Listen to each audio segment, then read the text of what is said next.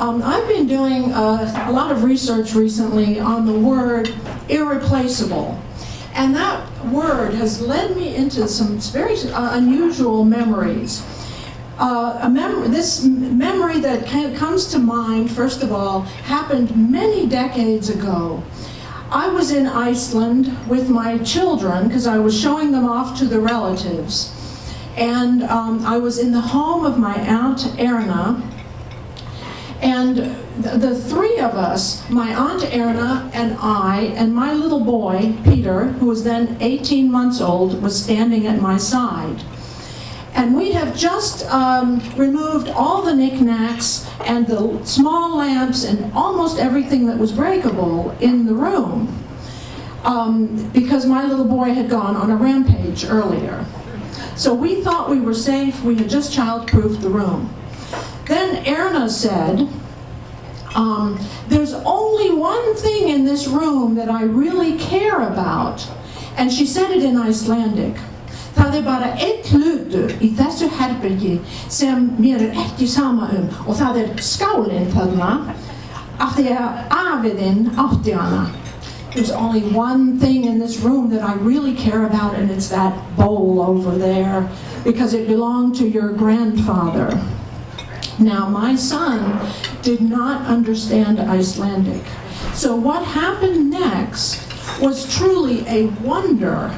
It was as if a voice had come from on high and entered his little body, because he ran across the room and he grabbed that bowl and he threw it on the carpet, and there it was, just orange and blue pieces.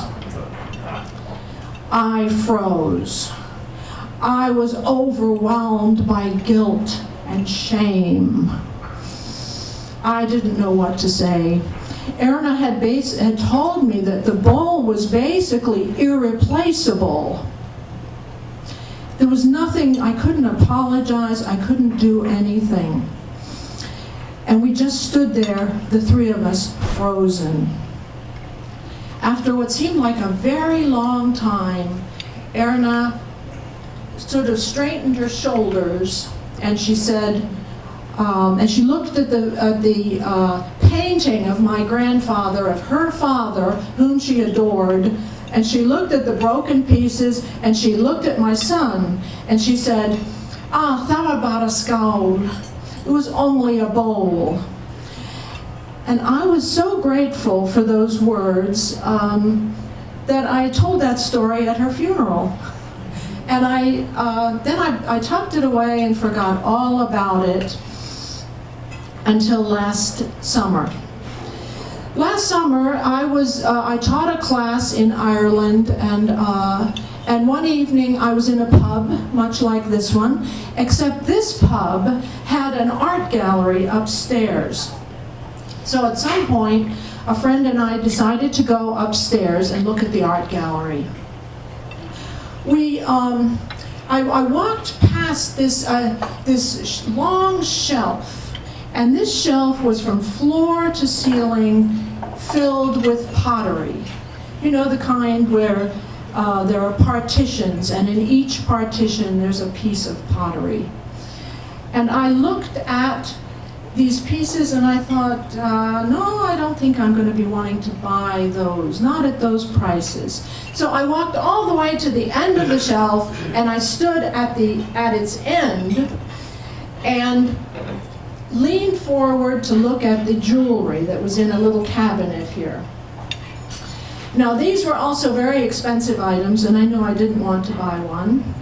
So in order to get away from temptation, I leaned back, and my shoulder touched the shelf in a meaningful way. And the whole shelf swayed. And I heard a piece of pottery fall over in its partition. And I prayed, stay put. But my prayer was not heard, because crash, it fell to the ground. I froze. I was overwhelmed by guilt and shame. And I closed my eyes and just stood there. When I opened my eyes, there was a staff member. And she was looking at the pieces, and she just said, she was breathing heavily, and she was saying, "Oh, Mary, Jesus, Joseph, and all the saints, you broke it, you broke it, you broke it." And I said, "Yes, I broke it, but I don't think it was entirely my fault. Oh, I must get the owner. Oh, Jesus, Mary, Joseph, and all the saints." And she disappeared down the steps. And after her, I saw my friend melt away down the steps. She must have had a very important appointment downstairs in the pub, because now my only witness was gone. Then the owner showed up, and she picked up those pieces, and she held them up like this, and she said, "Oh, it was a work of art. It was a work of art. It was irreplaceable." I said, "Yes, I know. But, I don't think it was totally my fault. You see, you have a rickety shelf here. Let me show you." And so I gripped the end of the shelf, and I moved it a little bit, and all the pieces went, shoo, shoo. And she said, "Stop, stop, stop." And I stopped, and then she said, "Oh, let's just forget about it. Let's just forget the whole thing." Well, I was not going to let her get away with that. Now, some of you who have broken a bowl in a public place may understand the emotions that were twirling or roiling around inside me. There was guilt, there was shame, there was anger, and there was a strong feeling that it wasn't my fault. But I had learned that the way you get rid of a combination of feelings like that is you pull out your credit card, which I did. And I said, "Just put 100 euros on there and we'll both feel much better." "Oh, no, I can't accept that. No." And then I became very aggressive and I pushed it at her. "Just go ahead. That's my offer. 100 euros. "Oh, no," and she hesitated. And then she said, "Well, I'll take 50. Well, I was very grateful to her. I felt she had done me a huge favor. And we made that transaction. And then I walked down the steps, holding my head up high, feeling, that's over with. And so I went back down to the pub and sat down. There was enormous noise there, and my mood sank. And it dawned on me that you can't really feel better through a credit card.